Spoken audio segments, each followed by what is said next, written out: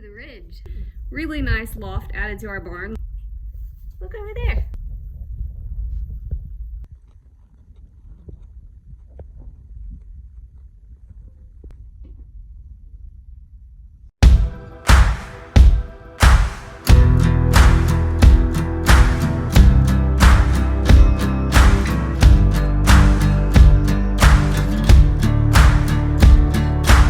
Back to the ridge. It's been a minute since I've done a video. One, I've been too busy to sit and edit, and two, I had so many different short videos I had made, I couldn't even keep them all in line. So here we go. First, we'll start with updates. So we got a really nice loft added to our barn last fall.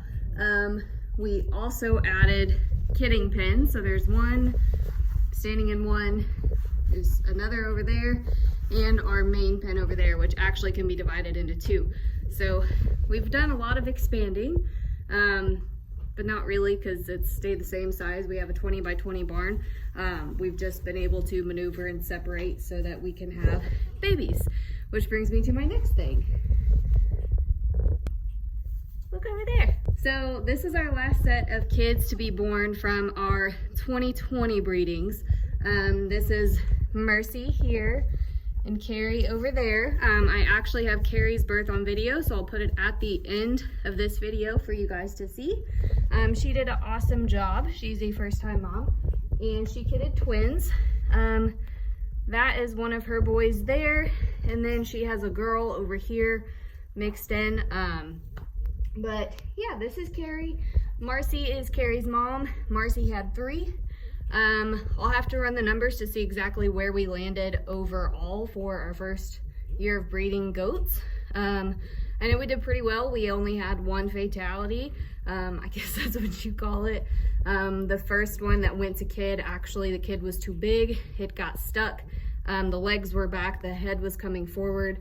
And the doe was just entirely too small for it to come out. Unfortunately, we couldn't get into a vet until the following morning. Late that morning, we had to drive all the way to Bloomington, and they ended up having to cut the kid out.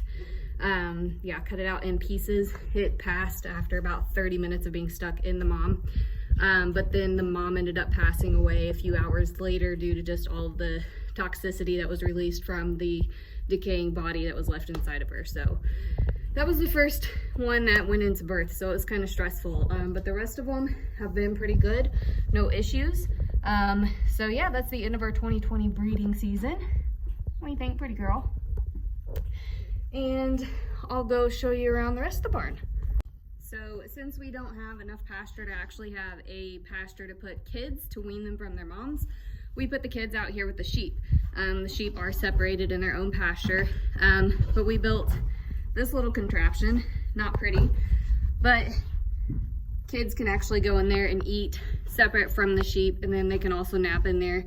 We had a heat lamp whenever it was cold out, but now it's warm enough that they just go in there to snack and sleep, and that's about it. So next addition was this nice little awning. We mostly wanted it just for the sheep to chill out under, and then also to park our tractors. Right now the tractor is actually up there because it's about ready to get hosed off. I think that's all the barn additions. We just added that. We got more lime spread, which I think I had showed you. That's like the last video I'd showed you. And we got this little fella. Can you not?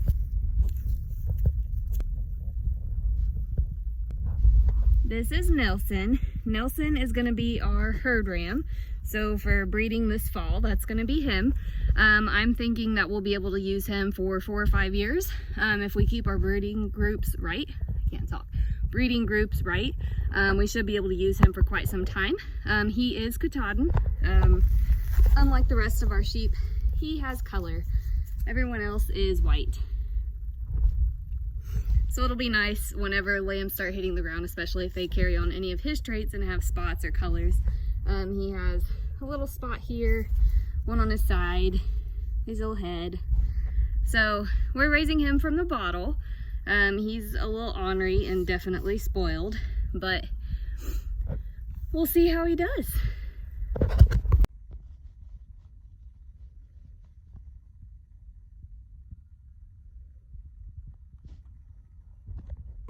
So throughout the winter, we've been used to feeding cattle and horses. So you set out a round bale, they have a nice round bale feeder, you're done. You do that a couple times, usually a month, and you're golden. Well, with sheep, first off, our sheep were incredibly picky. They only wanted square baled hay. I don't know why. It did taste different. It was a little softer, different cutting, so they loved it. So it took them a minute to get used to eating from a round bale. But round bale feeders for sheep are kind of odd. There's a couple manufacturers that make some.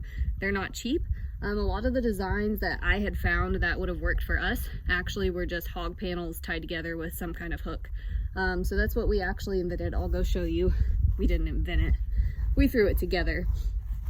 This bale is down to almost nothing, so I have it in 3 gates instead of 4, but normally we have 4 gates. Hook them together. We also use these down here. But you do have to adjust it. So ultimately my goal is to get some new ones because these are a little worse for wear.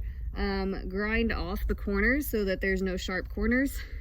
Sheep are kind of dumb. They'll try to scratch on them and then it's cut metal, so it'll end up cutting them. So ideally I'd like to grind those off to where it's soft corners, and then also get panels that's a little bit taller because some of them do like to reach over and into the feeder instead of reach through. But yeah, it's worked pretty good all winter. We have 8 sheep, and 8 sheep only ate 2 5x5 round bales, so that was pretty good. They did pretty good eating this year. And that was also wasting a lot because they, you see the ground. They just pull it out and walk on it, lay on it, whatever they want to do. But yeah, that's our fancy little hay feeder that we came up with. So one thing I showed you guys a lot last year was our garden. I had a lot of questions on the garden and how we handle things, how we do our mulch, how we do our manure, if we start from seeds, if we just buy grown plants, what we do. So this year we've been putting all of our manure onto the garden, so it's about ready. We keep the hens out here, let them roam and scratch everything and kind of till it up for us, but we'll bring in a tiller. It does not take much at all because this is already very powdery. You can kind of see how it's already pretty ground up. We'll just run a tiller through it a couple times to actually make it to where it's really nice and powdered and easy to work with. With all the manure and mulch that we've put onto it, it's incredibly fertile. You can grab a handful of dirt and have probably 10 red worms in it. So I actually just started our seedlings yesterday, so I'll take you in and show you how that's going. I've never been good at starting them from seeds. Last year I started probably 100 plants from seeds, and out of those 100, maybe 3 made it to the garden. A couple weeks after that, those 3 died. So I think I have figured out exactly what I've been doing wrong.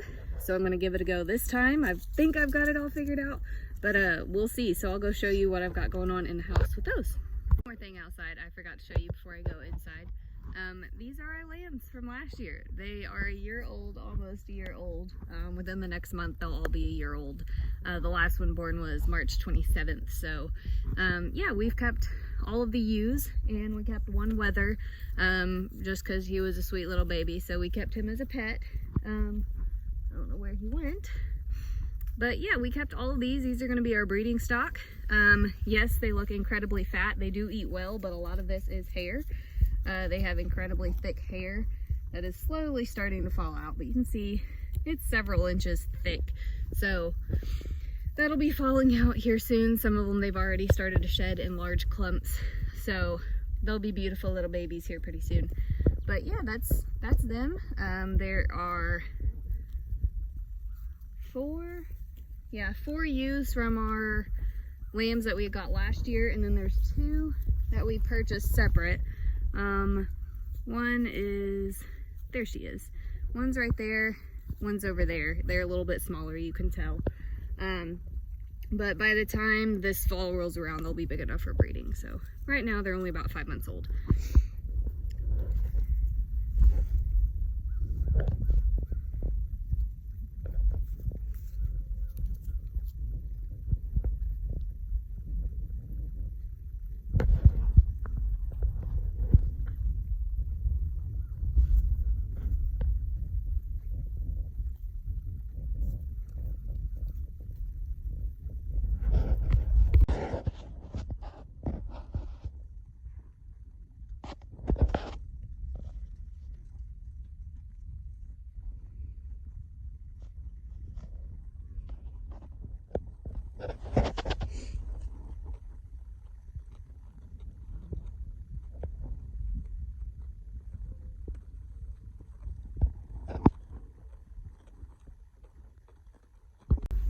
Okay, so finally made my way into the house. This is my little seed sowing operation I've got going on right now. I'll show you the steps that I'm taking here in just a second.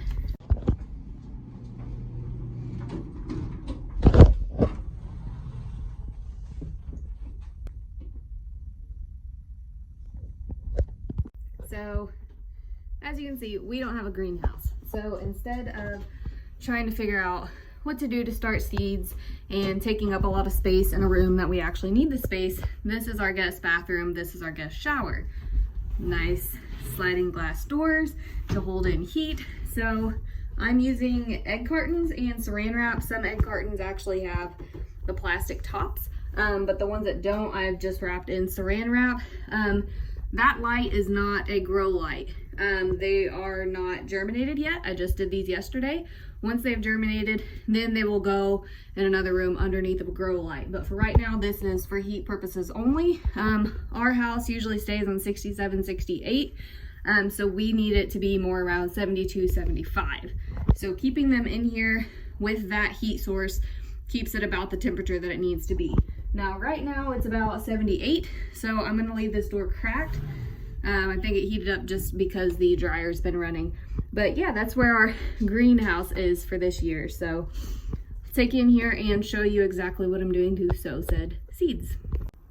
Okay, so to start out with in sowing seeds, well, before I even went and purchased seeds, I went to the Farmer's Almanac, just their website, and found what our first frost date was gonna be, which is April 22nd. From there, there's a list, can't hold it.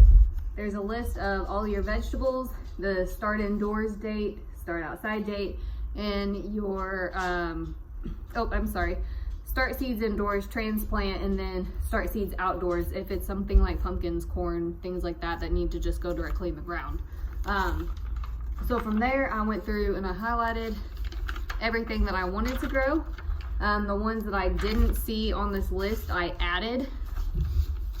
And then I went to Lowe's, Tractor Supply, Walmart, and found what I wanted and the variety I wanted. Now, after getting into this whole farm thing and following other farm accounts on social media, I have found several people who actually make their own seeds. I'm gonna try that next year, but for right now, I'm just purchasing them. After I did that, I actually drew a map of our garden and put everything where I wanted it to be. Now, I'm gonna vary from this a little bit because like here, I had 12 cabbage plants. After putting that down, I realized I don't need that many. So I still kind of went off of this and created exactly how many I needed per this map. So like, for example, bell peppers. We eat a ton of bell peppers. So I had 36 different bell pepper plants. Well, those are 3 different varieties. So out of those seedlings that I'm starting, I'm gonna expect, this is shooting low, I'm gonna expect half of them to actually survive. So I've done double that in my seed starting area. So from there, if I end up having extra, I'll give them away, sell them, whatever.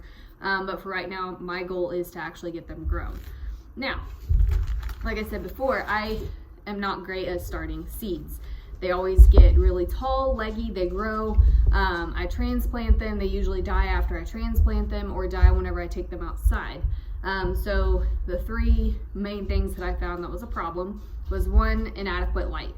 Setting them in a windowsill is not enough. They need 6 to 8 hours minimum of direct sunlight. So filtered light coming through a window is not direct sunlight. So we invested in a grow light.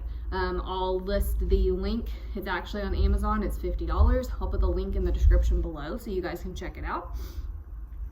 So we invested in that. Next was getting good soil. So we just got some Miracle-Gro potting soil specifically for vegetables.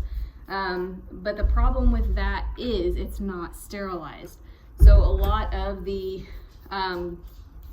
dirt-borne, soil-borne illnesses that can attack plants are going to be in here regardless. Doesn't matter if you buy organic, doesn't matter what kind you get.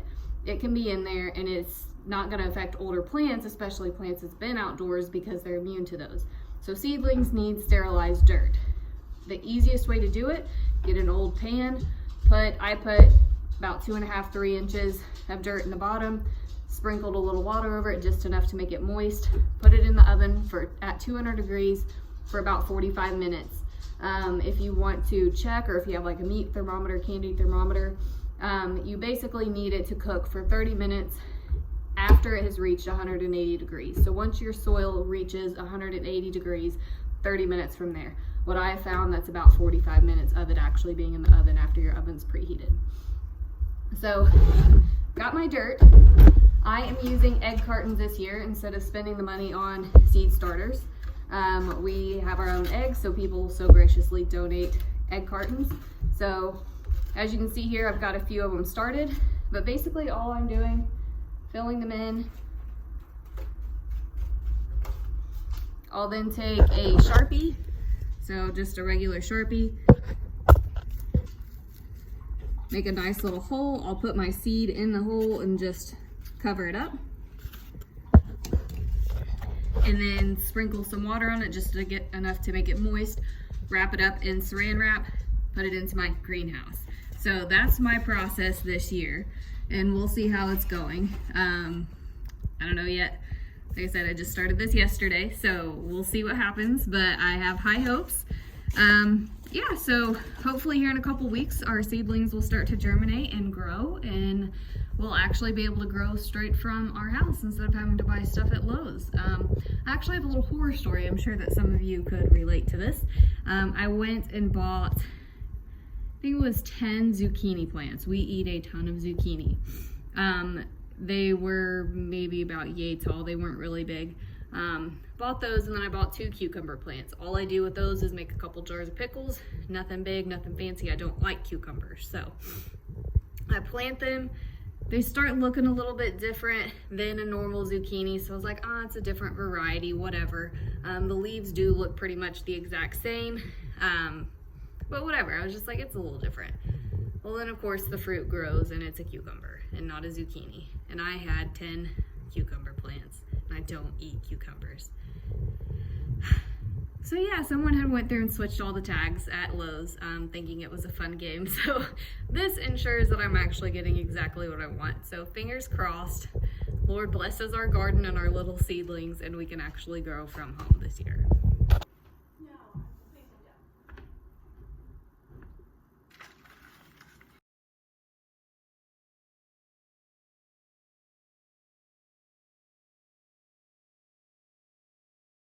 So